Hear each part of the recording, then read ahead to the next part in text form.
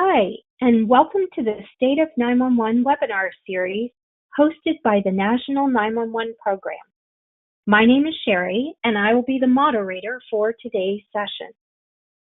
This webinar series is designed to provide useful information for the 911 stakeholder community about federal and state participation in the planning, design, and implementation of Next Generation 911, or NG911 systems.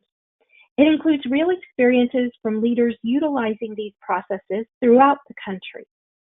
Today's session will feature speakers discussing the NG911 Roadmap Progress Report, as well as virtual learning in Maine.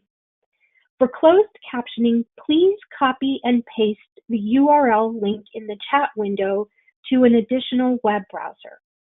For more information on the National 911 Program webinars, or to access archived recordings, or learn more about the National 911 Program, please visit 911.gov. Feedback or questions about the webinars can be sent to National 911 Team at mcp911.com. Please note that all participants' phone lines have been put in a listen-only mode, and this webinar is being recorded. To ask questions of our presenters, feel free to take one of two actions. Using GoToWebinar's question feature located on the right-hand side of your screen, you can enter your question at any time during the presentation, and it will be entered into a queue. This feature is not visible to you while your screen is in the expanded page mode. Or you can ask your question live by using the raised hand feature to request your phone line be unmuted, and you will be called upon to ask your question. Everyone registered for this webinar will receive access to today's PowerPoint presentation and the webinar recording. With that, I will turn it over to Lori to introduce our first speakers, Ms. Mary Boyd and Ms. Jackie Mines. Lori? Thanks, Sherry. As Sherry mentioned, the first topic for today's webinar is the NG911 Roadmap and the NG911 Roadmap Progress Report. The slide shows you sort of what this roadmap is all about, but in English, it is a list of all the technical and non-technical things that need to happen at the national level in order to tie together this NG911 system of systems. To talk to us a little bit about the roadmap and the progress report are two people who were directly involved in this project. First will be Mary Boyd. And Mary's day job is as the Vice President for Regulatory Policy and External Affairs with the Intrado Corporation. She was one of the stakeholders who contributed the content that formed the roadmap. Next will be Jackie Mines, who is the Senior Public Safety Consultant with Mission Critical Partners, and she was the project manager for the Roadmap Progress Report. Ladies, the floor is yours. Good morning, everyone. Lori, thank you very much. This is Mary Boyd. I'm going to talk about really who the roadmap is targeted towards. If we could go to the next slide, please.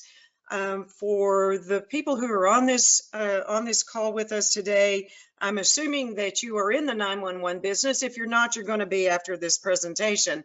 We are targeting any individual who can influence, contribute, benefits from 911 services to get involved, be involved with the strategic planning that's involved in next generation 911 services. And you're going to hear actually speakers on today's session that will speak to what they've actually implemented from a next generation standpoint.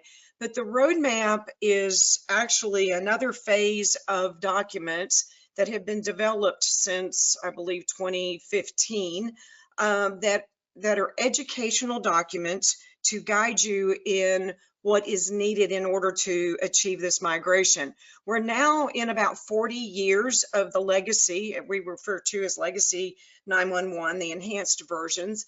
And so our country today is in a push to migrate to more advanced architecture that allows the availability of more information and the sharing of more information when someone's in a crisis. I'm going to quickly go through some high-level points, our goals within the roadmap. If we could go to the next slide, please. I'm going to probably reference quite a few different initiatives. Instead of taking, lots of notes, you're going to find these references in the roadmap document. But the program office has done a superb job of taking an initiative that was started in the FCC. Its acronym is TFOPA. It was the Task Force on Optimal PSAP Architecture. That goal was a 2-year project from 2015 to 2016.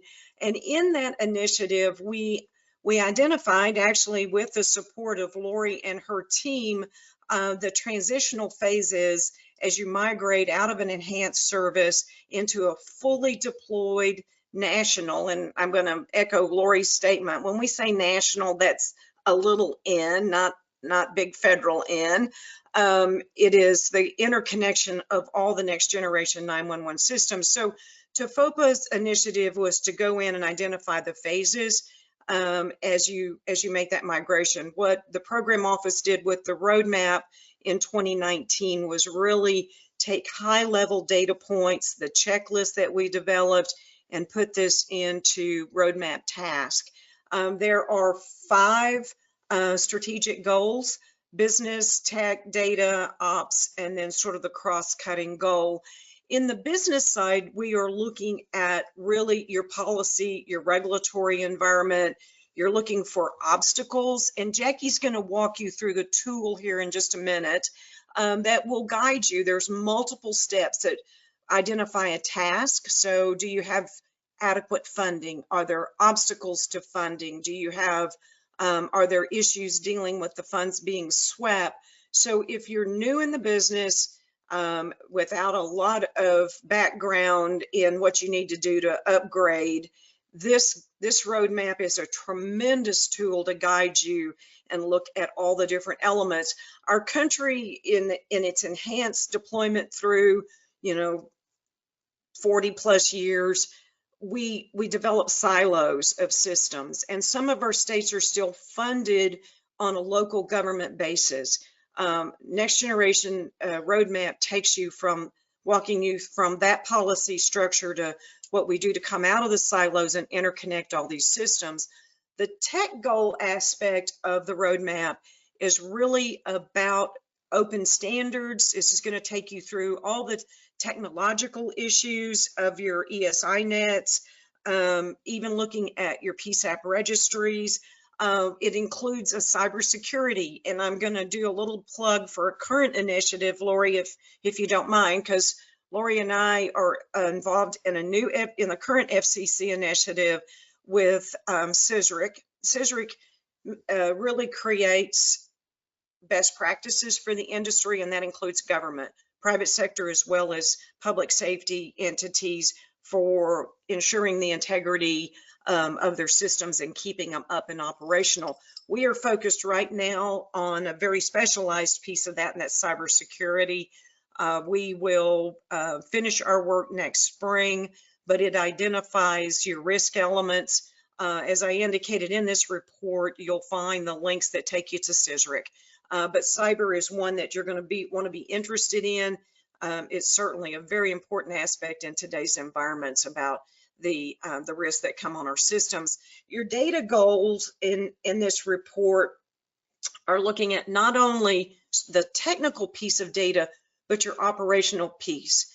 And we're looking at going across jurisdictions and going up. So if you're doing, your GIS systems, your advanced data systems, you don't want to stay in your silo. You're going to look at your state, and then you're going to look at cross-jurisdictional, going on up to your national level. This report talks about doing pilot projects and testing those data goals. But at the end of the day, guys, this is all about interoperability. And for those of you joining us that may have systems that are not migrated to a full, next generation IP standards-based system, you probably say, wow, if we could just get this data over to a neighboring county or to the other side of the state, this vision of this roadmap will get you there technologically as well as operationally, which is our fourth goal. You want to promote the operational procedures. You want to look at performance evaluations. What are you doing professionally to develop strategies with your staff? This is all part of the streamlined implementation of next generation 911. But it also, we talk in this report, basic things like job descriptions. I can't tell you how many times I've heard folks in operations in the PSAP management say, "Oh, I'm going to leave if we're going to do this next generation. I've been in this so long, I don't think I can stay." And my common response to that is, stay. You took it this far. Why would you leave now and leave your country in a legacy environment?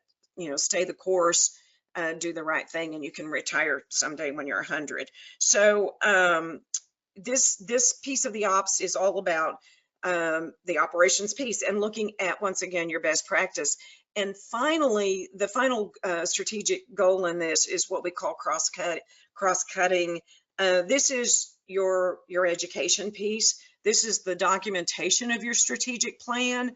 But more importantly, and I'm going to say this for all of us who have been in this for a very long time, do not retire and leave your entities without a knowledge transfer, because that's what will open the doors for problems for the new people picking up and trying to move forward. That's actually one of my biggest worries, is we'll have a big bunch of folks leave, and our newer, younger generation of 911 experts won't have that knowledge transfer. So that's in the roadmap, and we walk you through that. I'm going to turn it over to Jackie because she's going to take you into the system, and I want to thank Lori and the team for allowing me to be a part of this session today. Thank you so much, Mary. What I would like to do today is just walk through how the website is used and how we can monitor Next Gen 911 roadmap progress. So the first thing I wanted to just reiterate again that Mary had mentioned was the target audience for these tasks are organizations or agencies that you may be a member of or a client of.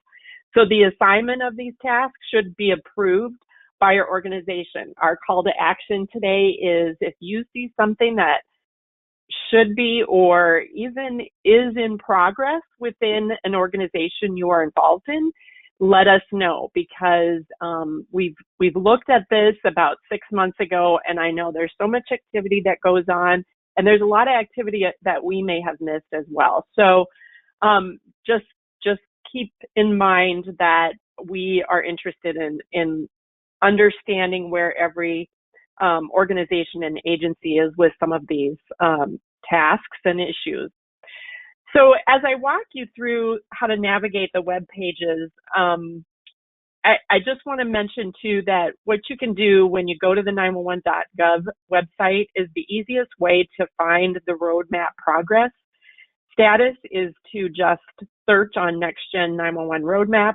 You'll come to a main list of goals that looks like the previous slide, a little bit different, but you click on one of those goals and you will come to this page that's in front of you right now. And as here we have the goal listed with the total number of tasks that were in the roadmap document, and we identify if they are complete or how many are in progress or how many are not started. So if you click on that little plus sign, and let's just say we were going to click on the plus sign for the business and governance goals, we would go to the next page, or in this case, the next slide, and we would see all the issues under that. So for example, there are 4 tasks under integrity of 911 funds. And if we click on that little plus sign, it will bring you to the next page, the next web page, and the next slide, which will really get into the nitty-gritty of each of those task names. So, for example, the first business task goal was to concretely define what constitutes your eligible spending of 911 funds. So we all know that that's usually identified in state statutes. It's fairly consistent across states, but there might be room for interpretation. If we really want to keep the integrity of these 911 funds, we may need to come up with a nationally accepted definition of what's an eligible expense or not. And so far today, there's no nationally accepted definition that's been drafted. And so there's no ownership of that task currently. Now, this task might be a great task for NASNA to take on, right? Because NASNA leadership is really responsible for sort of monitoring their legislation internally in their state. They have an invested interest in making sure that the integrity of the funds is kept solid. And so they may be interested in leading on this project. And again, I'm not pushing any organization into any specific thing, but I want to give an example. So today, under the description, you'll see that the task isn't started, but there are some background tasks that have been done that will inform whatever organization wants to own this document. So that's kind of how this process works. If we can go to the next slide, we'll give a different example. So let's just look at the technology goal. We have 15 tasks under that goal. 3 are complete, 3 are in progress, and 9 are not started. So if you clicked on the little plus tab on this goal, you would come up with these 4 initiatives or issues. And we're going to look at NextGen 911 interconnection components and click on those 6 tasks. And we'll go to the next slide. And now these tasks under this list, you'll see that task number 1, design, implement, and operate a nationwide interconnected ESI net, is not started, and so there's an ownership gap there. And to the time of this, the writing of this progress report, the task had not had any tangible progress. However, they have been started, right? So in this case, I know Walt Magnus's group that is working on conformance testing could be listed as probably a group that's working on something that could inform on this task, right? Now, if you look at task number 2, that says this is in progress, design, implement, and operate a national forest guide, NENA has taken on the ownership there. It has announced that it's releasing its contract for vendor to implement and operate a national forest guide, and work has begun on that. So that's an in progress goal, as opposed to task number 3, which is design, implement, and operate a nationwide PSAP registry. That was completed. And we're trying to identify on this website where you can find the information. So you would be able to click on that NENA Enhanced PSAP registry beta version, and you could see that should take you to the area that you can read more about it. So again, this is a work in progress, right? If you're working with an organization who's already started working on a task that appears here as not being started, you might want to give drop an email to the NHTSA .national911.dot.gov website, which you'll find on the first page of this web series. And you will want to make sure that, we've got that updated information, because we're going to keep the NextGen Roadmap Progress Status Report up to date. And we are going to keep this web page up to date. Now, we won't be changing it every day, but we will annually update the progress report, the actual document, and we will make sure this is updated on a regular basis, this website, so that you can take a look at this anytime and see where we're at with any of these goals. So I highly encourage everyone to take a look, inform us if there are some issues that you see with information, and also encourage the organizations that you are part of to take an active role in addressing some of these issues. And with that, I'll leave it open to any questions or any comments from Lori and Mary. Thank you, Mary and Jackie. So now we're going to start the Q&A portion of our session. And just as a reminder, if you have a question, you can use the GoToWebinar's question feature located on the right-hand side of your screen, or press the raise hand button so that we can unmute your phone line. And I know we have had a couple questions come in, so I'm going to turn it over to Sheila. Thank you, Sherry. When you were speaking about the goals, Jackie, are these goals for the individual PSAP, the county 911 office, or the state?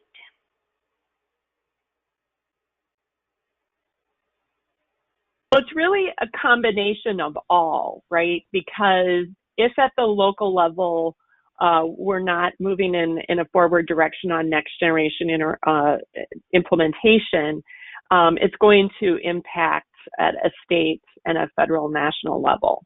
However, the goal here, most of these objectives are really at a national level, and we're hoping that as you are embarking on your implementation, your learnings, your understanding, your engagement in other activities will help you see where your, concerns, issues lie and struggles, right?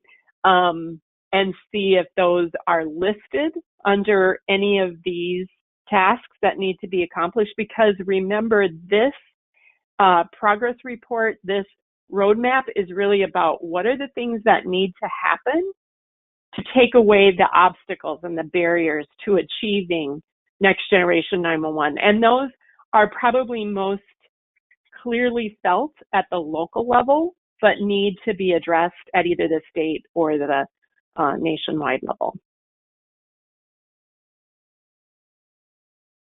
Thank you, Jackie. Is there a timeline for completing the task? No, I mean, some of these build upon each other, right? You have to have the first task complete before you can do the second task. And then the other tasks, things can be done at the same time or, in conjunction with each other. So I think the biggest goal here, and Lori, I'd welcome you to jump in, is really to identify and make sure we're keeping this sort of top of mind and we're working them. They might be, like I said, needed to be worked simultaneously or could be worked in conjunction with one another, but there are going to be some goals that need the first goal to be completed before the second goal can be some dependencies. And when you read the Next Gen Roadmap, you will see in more detail which tasks, which goals have some dependencies with others. Yeah, this is Lori. I would say that there are not any hard deadlines for any of these tasks because so many of them are dependent upon governance issues and funding issues and who takes them on and sort of what their bandwidth is. So we've agreed to be the keeper of the list, if you will. And as Jackie said, our plan is to update the progress report every year and update the information on the website so that everybody can see what kind of progress we are making. But there are just so many dependencies that we really didn't establish any hard deadlines. And Lori, it's Mary. Can I tag team with you on that question as well? when we worked through the TOFOPA initiative with the checklist and then the birth of the roadmap, the intent is, one, to get you realizing the vision, right? And that it's far beyond the county boundaries. But like Lori said, you might have, they're interdependent, say funding. If you have legislation that is a county by county funded legislation, that could very well take you, depending on when your legislative session is operating. You might be a year, you might be 2 years. I hope that's not the case. But you should also continue to move forward with putting in your structures, putting, your framework. You can be looking at the technologies. I would encourage you, we want to track the progress in the country, but also look at all the elements of this strategic plan and what you can be doing, assuming you're going to get legislative change in that example. Does that make sense? I'm asking. Yes, ma'am. Yeah, that was a great point, Mary. Okay, thank you. Thank you all for that answer. Our next question is asking, is there a list of PSAPs that can receive NG911 data?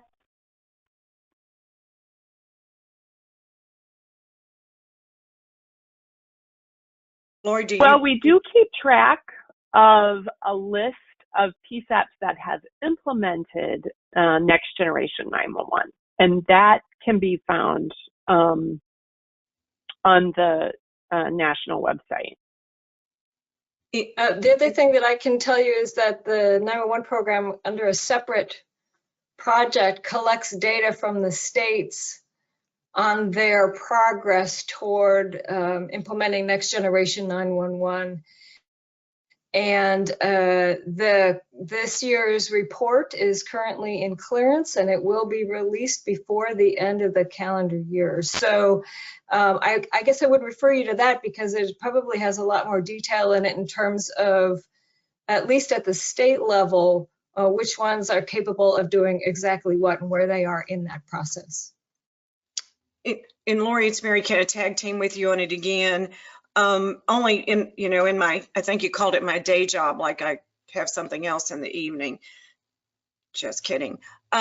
So if you will go to those state 911 program office websites, and certainly Maria Jakes can chime in here as well, being a state program director, you will find a lot of more information, even on sort of strategic vision of what the state may be working on. Lori's report is an excellent one. You also could look at the FCC's report to Congress. It's dated, but it's working in a year past, but it's also another good benchmark of what's in the works in the states. But NASNA, the State Administrators Association, could also be another tool for you. There are a ton of tools, but I'm just going to give a pitch over to Lori and her team to reach out, and they'll give you guidance. But there's a wealth of information out there.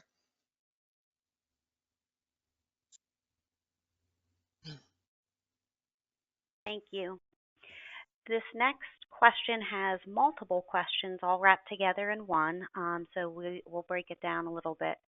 When you mention NASNA being involved in the definition of NG911 cost, how would you envision those costs relating to 911 fund use? Would the NG911 cost be the same as 911 fund use?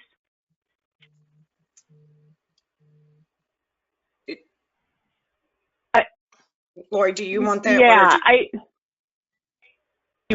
Yeah, Lori, should I take that one? Well, I mean, it's sort of a rhetorical question, since there is not a consistent definition of eligible use of 911 funds. I think certainly the costs would be a factor in establishing a definition, because you would want the eligible uses of funds to include the costs. But again, we're talking about something that is, at this point, rhetorical because we don't have a consistent definition. I know that a lot of state and local governments have defined it. We kind of sort of have defined it on the federal level, but not really. But so, it's certainly costs would be directly related to establishing a definition, is what I would say. I would agree with that, because your state laws, when you're structuring them and you're changing them, it's pretty much spelled out, right? What's eligible funding within that 911 service fee. I will do a quick pitch because I know we're out of time, but for this session, but look, if I could rewrite the laws of the past, I would have put them with very broad technological definition for use in assessing the fees, because we don't know what the future might hold in new technologies. So minimize your obligation to have to keep going back to the legislature because something new came about called VoIP or whatever. So just try to be visionary there as you upgrade them. All right, and this is Sherry. I'm just going to clarify. That question did come from Harriet, and she was asking because NASNA, in its comments to the FCC last week on fee diversion, stated that they do not support a national, capital N, list of allowable 911 expenses. So that's why she was asking the question. And with that, I know we still have perhaps another question or two that's coming in, but I want to thank again Mary and Jackie and Lori. And we are going to move on.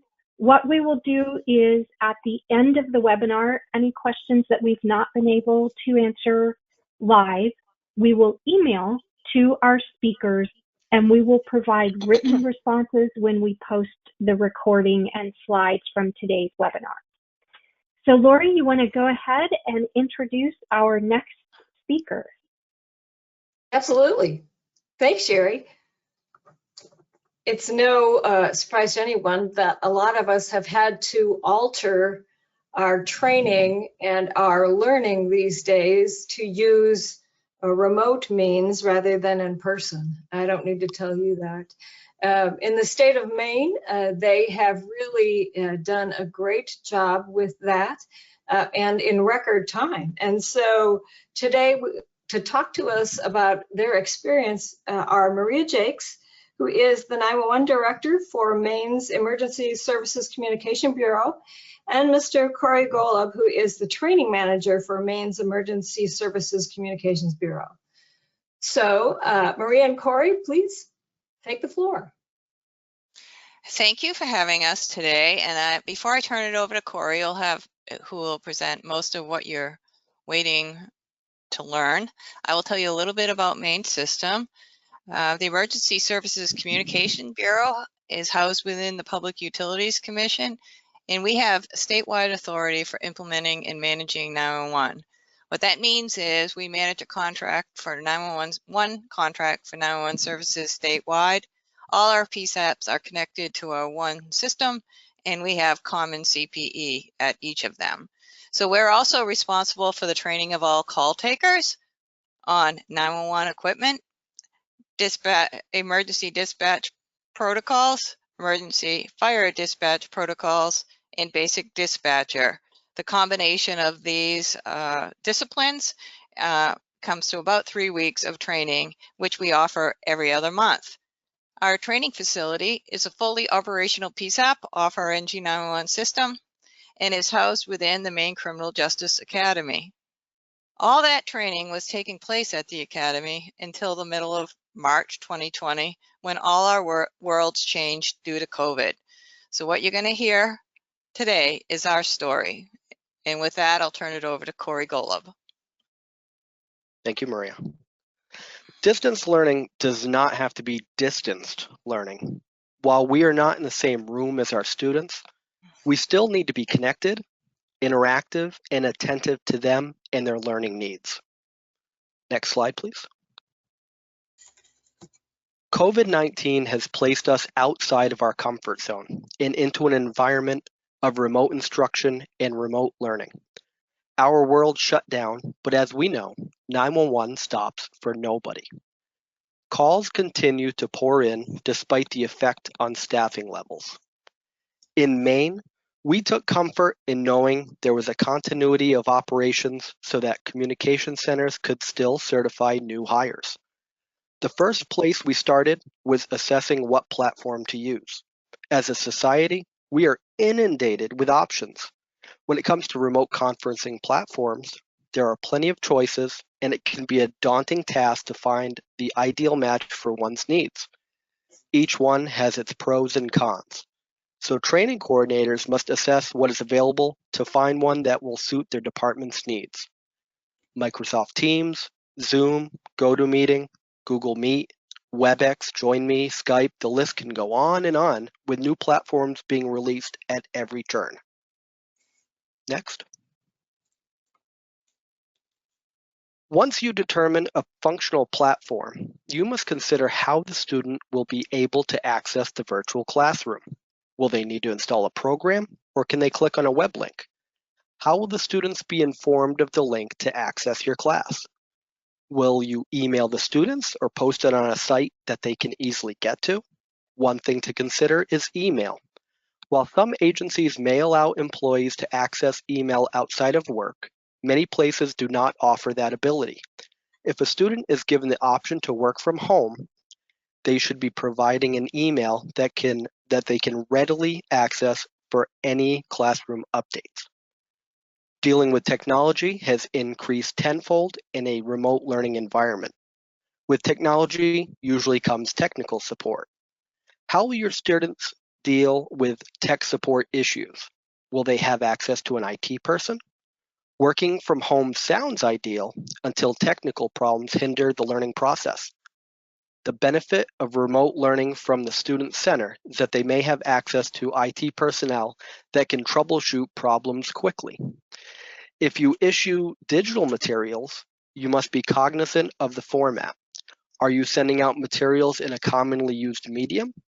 PDF files are easily accessible across multiple platforms, across multiple operating systems, whereas sending out items in Pages, which is only used on a Mac, can pose logistical problems, cause serious headache, and further your frustration. Are the department's IT rules automatically stripping out certain attachments, such as zip files? Be sure you are using files that are safe and reliable. Word documents ending in .doc are no longer considered safe. Now, .docx is the approved file extension for Microsoft Word. Be aware of any cybersecurity changes. Next slide, please. Which is a nice segue for security. How secure is the platform that you'll be using? Is a password required to enter the virtual classroom? How will you handle unauthorized persons who enter your class without permission? What if a hacker disrupts the flow of information? Can you remove unwanted users? You should learn and practice how to remove people beforehand so that you can act quickly to minimize any damage that could be inflicted. Next. Remote learning is not just about technology. It is about technique also. There is a style to teaching remotely. Not everyone is comfortable with it. It can take some practice because the dynamics are very different from in-person classes. Sometimes it just comes down to mindset. The students are still in your class, even though you are not physically in their presence. Now, that doesn't mean you cannot see them or they cannot see you. When you stop and think about it, they're still in front of you, just happens to be on a screen. One might even consider it an advantage. You have all this technology at your fingertips to enhance your instruction. The trick is to do it with ease, confidence, and make it appear seamless.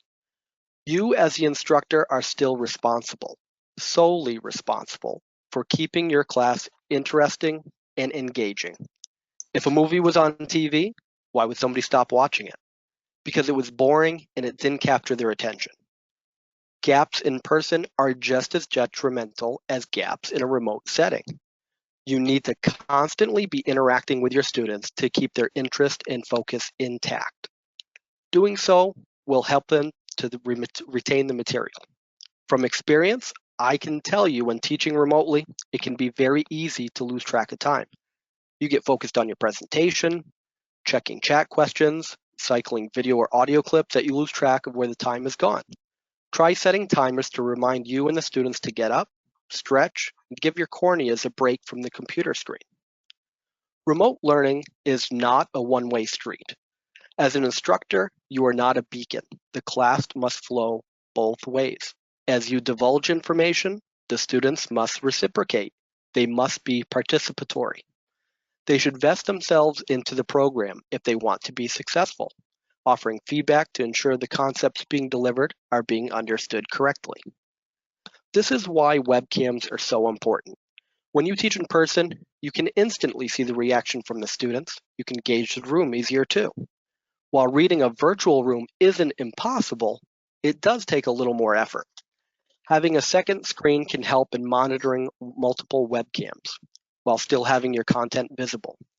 Getting students to turn on their webcam can be another battle. Once it is on, it can really improve the quality of your instruction. Now, when you deliver a concept, you can look for the students who may have that deer caught in the headlights look. You know, the one where they're trying to piece together what you said, but it didn't resonate. And now, while you've moved on to the next topic, they're trying to make sense of things and playing catch-up, missing pieces along the way. The thing is, all of this is done without uttering a single word. It is the power of body language combined with the experience of identifying this as occurring. Once identified, you can reiterate a topic, come at it from a different angle to see if the student understands something being explained a different way. The benefit is that you do not have to single out one or two people.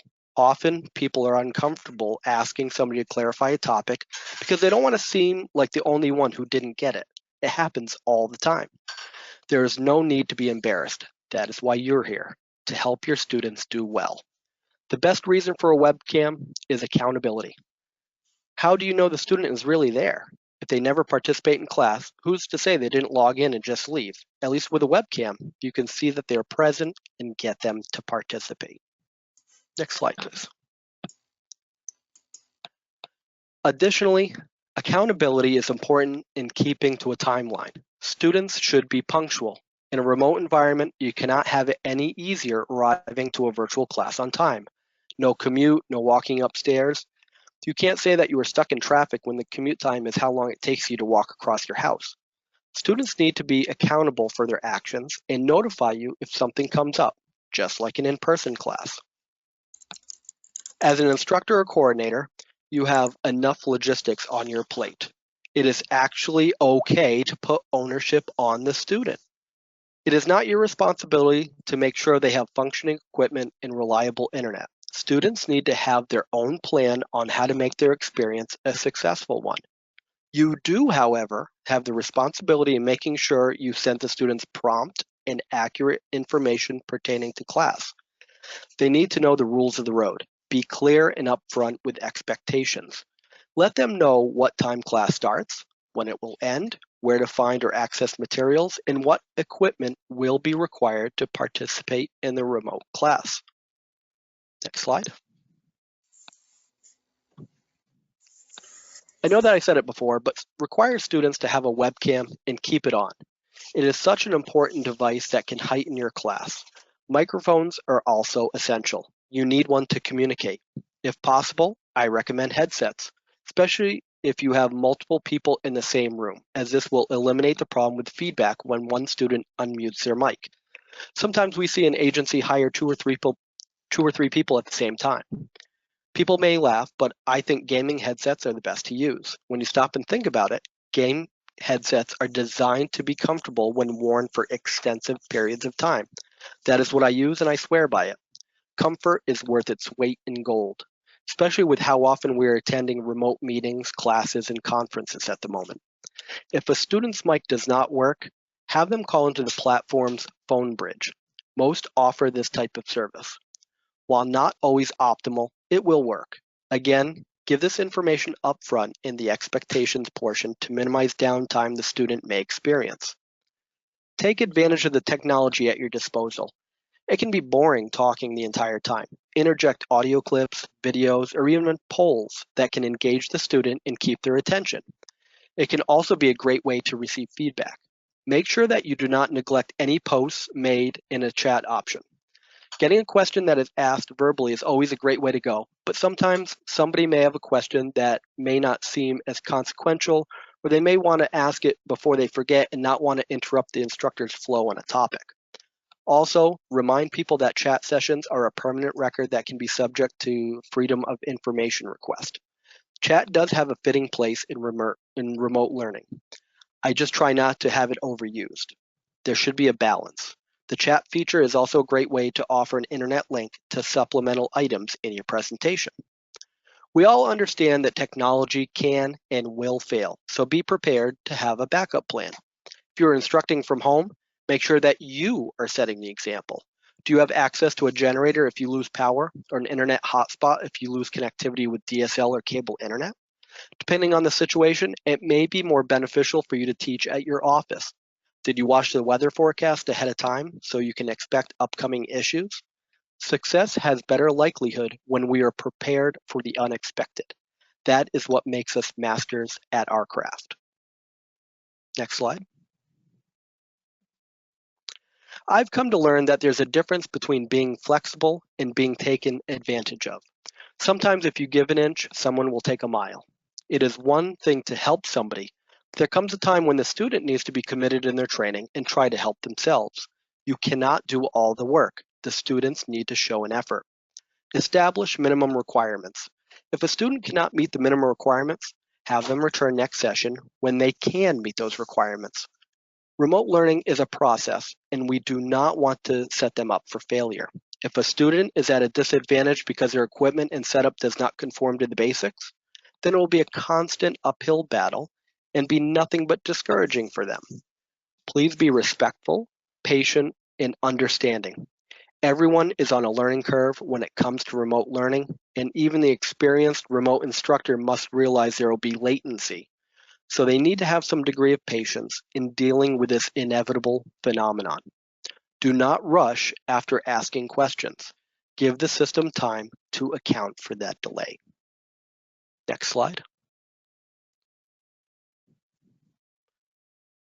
Technology is great. Actually, it's pretty amazing, but it is not the end-all, be-all for everything under the sun. Remote learning does not work for every concept. There is no substitute for in-person training. Any type of hands-on training falls flat with remote learning. How can you teach hands-on when the students can't be hands-on? Simply put, you can't. There are many advantages to remote learning. There's great savings in money, time, and convenience, but it is not always practical. As a coordinator, you must assess a situation to see if a remote environment can offer the same level of service as an in-person class. If it does not meet that standard, then you should abandon the process. Next. So how did we at the Emergency Services Communication Bureau transition our training to virtual? Next.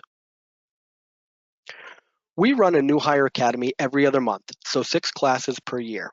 Transitioning only extended the length of each session by an extra week due to the vendor's remote teaching rules. The vendor can only teach 4 hours per day instead of 8. The first week is the basic dispatcher course, ETC, which is a class that I teach.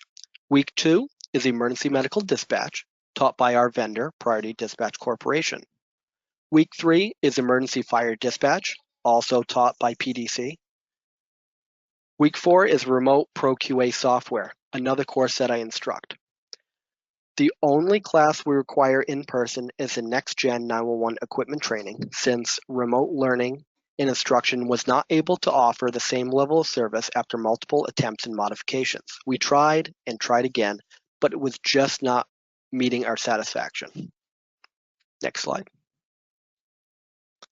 We also offer quality assurance sessions twice per year for veteran dispatchers.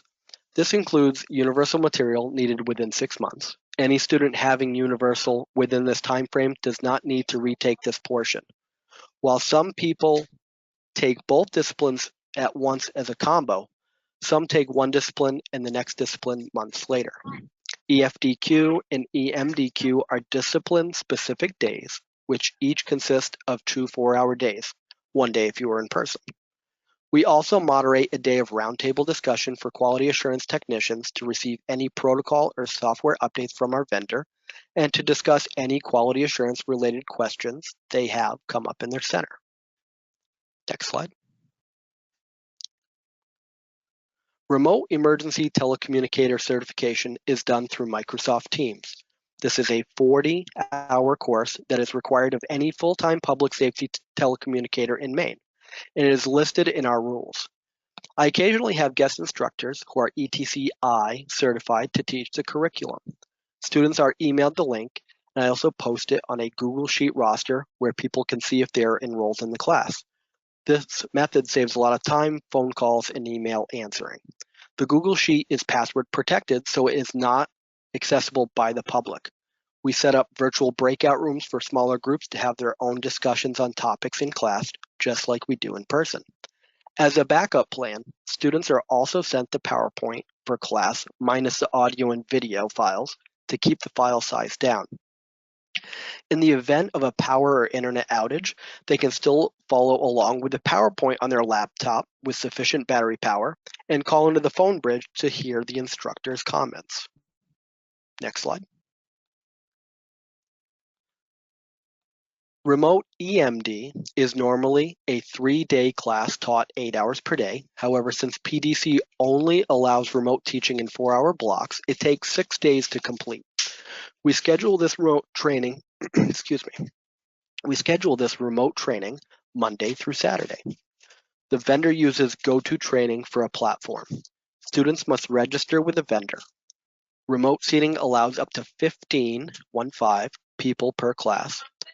They must also register on Mimeo to access their digital materials, which is viewed by logging into a website.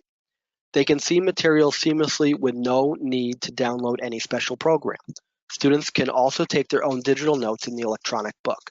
The exam is taken online, just as they are with all remote classes, except PROQA. There's no exam during the PROQA software class.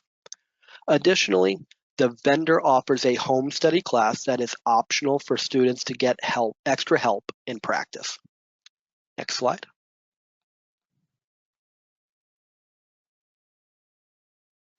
Remote Emergency Fire Dispatch follows the same premise as Remote EMD, but is taught in 4 days instead of 6.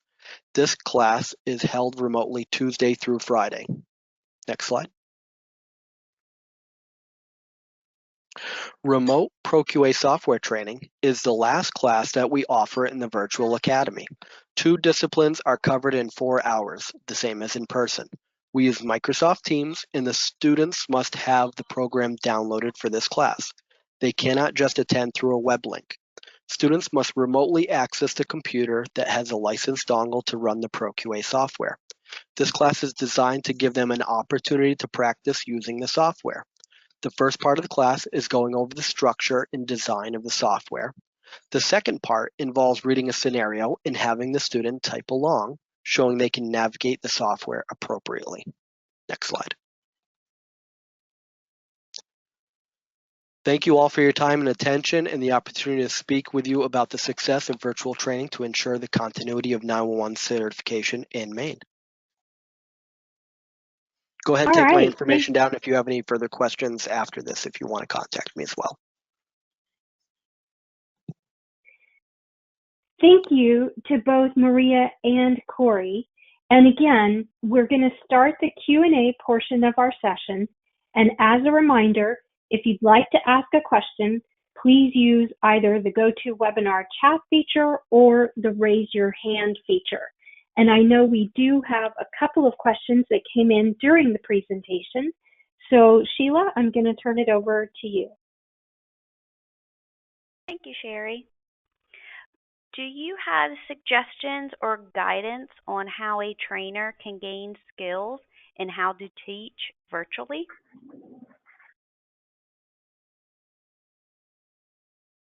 It's how you get to Carnegie Hall. Practice, practice, practice. You just have to, the first time you do it is always the hardest because you don't know what to expect. So I would just try doing mock sessions with a small group of people and just be receptive to feedback. That's the important thing. And don't do death by PowerPoint. That is the biggest pitfall. You know, we can all read, so we don't pay somebody to learn by reading all the bullet points back to us. So really paraphrasing, that is one of your best tools you can offer, and just keep practicing. Thank you, Corey. When looking at test scores and thinking about the scores prior to doing virtual learning, have you seen a change in the scores, whether higher scores or lower scores? I actually have not, because it's really tough to quantify, because I've seen people score miserably in person just like they have with remote. So it really comes down to the instructor and the student. It's a combined effort. So, you know, if one of them is not giving their 100%, that's where the results will show. So I really don't notice them doing any worse in remote than they are doing in person. Thank you. Okay. Thanks. But I will Corey, say, I I recommend people be at the center if possible. We find that people who are doing the class from their center are scoring better than if they're left to their own devices at home. Too many distractions at home. So the one thing Corey did talk about was the fact we were doing our equipment training online, and the one reason why we were understanding how it was failing was we brought people back for a skills check, and we discovered just how much they had really retained and learned during that process, and that's why we have moved to socially distanced but in-person training. And that's just for the NG911 hands-on. So it was only the hands-on they were not able to. Yeah. Yeah. Correct. Which is, yeah. Correct.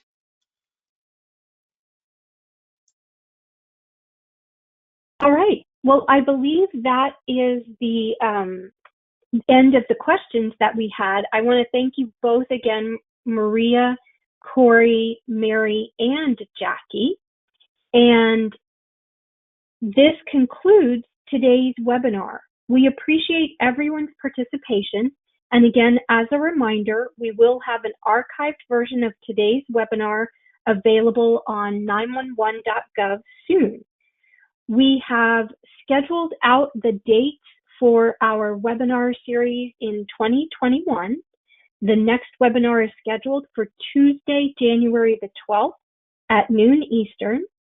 And a link to register for that webinar is included here on the slide. And we hope that you will all be able to join us. So I would like to thank everyone and hope you have a great rest of your Tuesday.